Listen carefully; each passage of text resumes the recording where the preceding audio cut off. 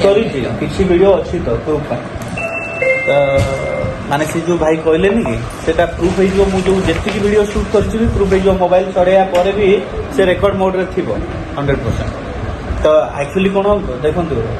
आपण हॉस्पिटल करिजंती लोकंको सेवा करिया उद्देश्य रे बोली मु भाबुछि मु जानिनि आपनकर आ कोन जदी उद्देश्य थिबो किंतु ट्रीटमेंट हेई पारुनी बोली कहबा ताको शूट कर दवाटा कोन गोटे एडा बड़ा अपराध मते कहले मारे आपण पो बयस रे तो मु भी आपण एडमिनिस्ट्रेटर हिसाब रे छथि बोली मु जानिली खुशी हली प्रॉब्लम नहीं आसी आपण करचनी नो पजे शूट करे ठीक नहीं मु हमको बिना अनुमति रे वीडियो करचनी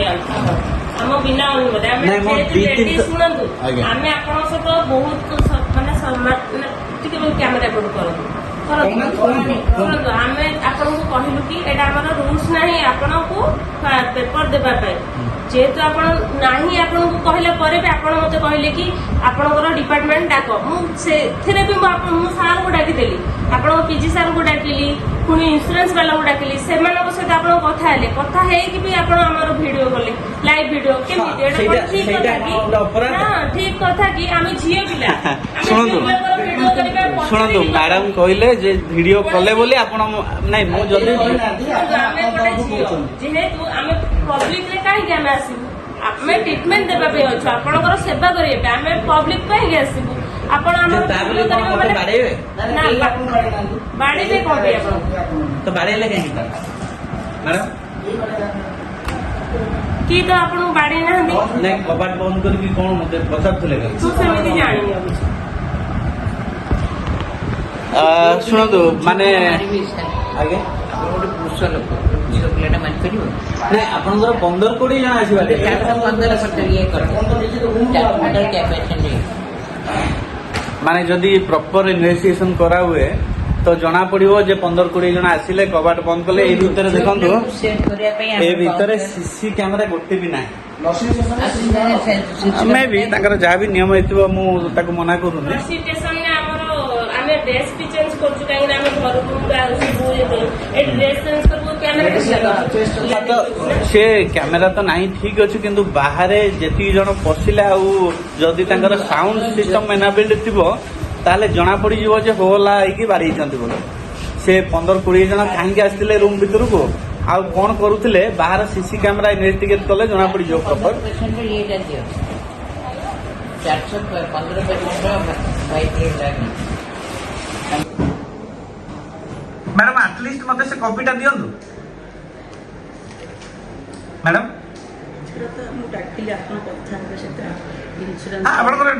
इन्शुरांस सहित शुणु इन्शुरांस तो तार से आम आपण क्लेम करेंगे से पेमेंट करेंगे आपनकर की अछंती एटलीस्ट मैनेजमेंट रे काम डाकंतु हां डाकन हेलो टिके सेकंड फ्लोर कैबिन को आसो टिके 203 रो भाई बस चलते कथा हां आसो सर आज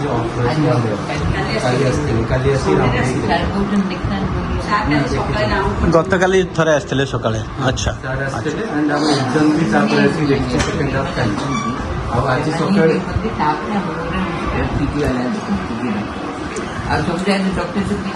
नहीं मु सार कहली जे मते गोटे डॉक्यूमेंट दियंतु सार भी देखौथिले कहले एटा आपण फोटो उठेकी नहीं पारिबे तापर मैडम कहले जे नहीं फोटो उठांतु नहीं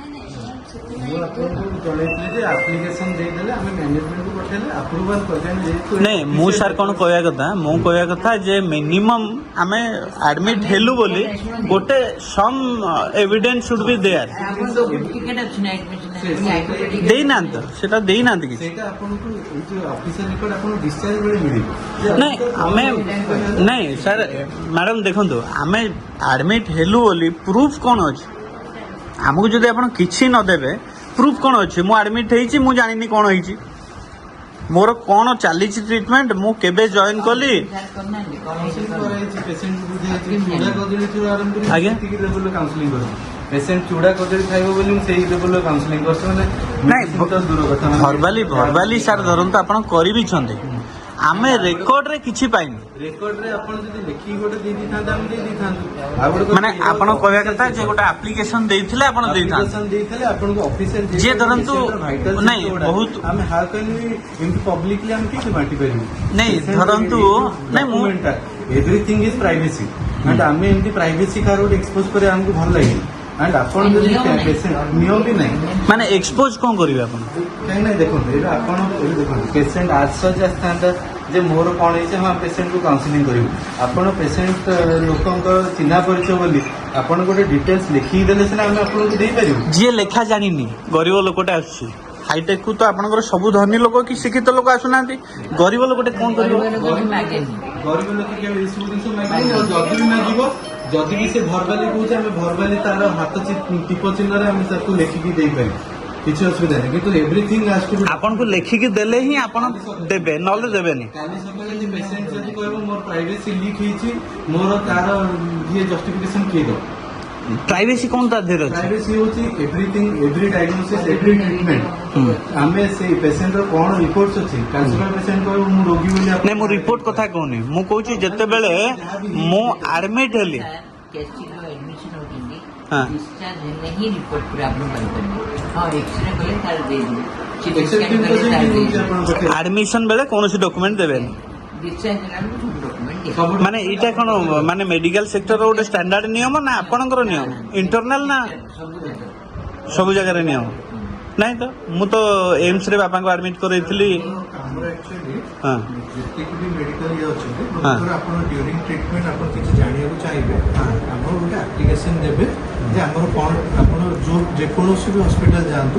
ଏନି ପ୍ରାଇଭେଟ ହସ୍ପିଟାଲ ଇଭିନ୍ ବି ଗଭର୍ଣ୍ଣମେଣ୍ଟ ହସ୍ପିଟାଲରେ ବି ଯାଆନ୍ତୁ ସେଠି ଗୋଟେ ଆପଣ କନସଲଟାଣ୍ଟ ଯେ ପ୍ରାଇମେରୀ କନସଲ୍ଟିଂ ଆପଣଙ୍କୁ ଗୋଟେ ଇଣ୍ଟିମେଟ୍ ଦେବେ ଯେ ସାର୍ ଆମେ ଆମର treatment progress patient has every round but ସେଇଟା ଦ୍ୟାଟ୍ ସୁଡ୍ ବି ଅଫିସିଆଲ ଏଇଟା ହେଉଛି ଆଜ୍ଞା କହିବାକୁ ଗଲେ this is a secret file ତା ପାଇଁ କି ନାଇଁ ମୁଁ ପୁରା ଶୁଣନ୍ତୁ ମୁଁ ଆପଣଙ୍କୁ ଏକ୍ଜାକ୍ଟଲି ବୁଝାଉଛି ଗୋଟେ ପେସେଣ୍ଟ ଯଦି ଆଡମିଟ୍ ହେଲା ପେସେଣ୍ଟ ହାଜ୍ ସମ୍ ପ୍ରାଇଭେସି ଗୋଟେ ଅଫିସିଆଲ ଡକ୍ୟୁମେଣ୍ଟସ ରହୁଛି ଯଦି ମନେକର ଡ୍ୟୁରିଂ ଟ୍ରିଟମେଣ୍ଟ ଅଫ୍ କୋର୍ସ ମୁଁ ଜାଣିବାକୁ ଚାହୁଁଛି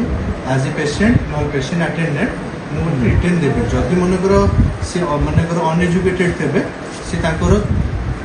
ଆମକୁ ବି କହିଲେ ଆମେ ସ୍କ୍ରିପ୍ଟିଂ ଲେଖେଇବୁ ଫିଙ୍ଗର ପ୍ରିଣ୍ଟ ନେଇକି ଆପଣଙ୍କୁ ଯାହା ଯାହା ପ୍ରୋଗ୍ରେସ ଟିଲ୍ ଡେଟ୍ ଆପଣ ଆସିଲେ କ'ଣ କମ୍ପ୍ଲେନ୍ ଡେଟ୍ କ'ଣ ସିମ୍ପଟମ୍ସ ଥିଲା କ'ଣ ଟ୍ରିଟମେଣ୍ଟ ହେଇଛି ସେଇଟା ଡିଟେଲ୍ସ ଆପଣଙ୍କୁ ଦିଆହେବ। ଯେ ମୋର ଗୋଟେ କ୍ୱେଶ୍ଚିନ୍ କଣ କହିଲେ ଆପଣ ଯେତେବେଳେ କହୁଛନ୍ତି ପେସେଣ୍ଟ ହାଜ୍ ଏଭ୍ରି ରାଇଟ୍ ଆପଣ ପେସେଣ୍ଟକୁ ହିଁ ଦଉନାହାନ୍ତି କିଛି ସିକ୍ରେସିଟା ତ ବାହାର ଲୋକଙ୍କ ପାଇଁ ନା ଆପଣ ଏବେ ସାର୍ ଦେଖନ୍ତୁ ଆପଣ ମନେକର ପେସେଣ୍ଟ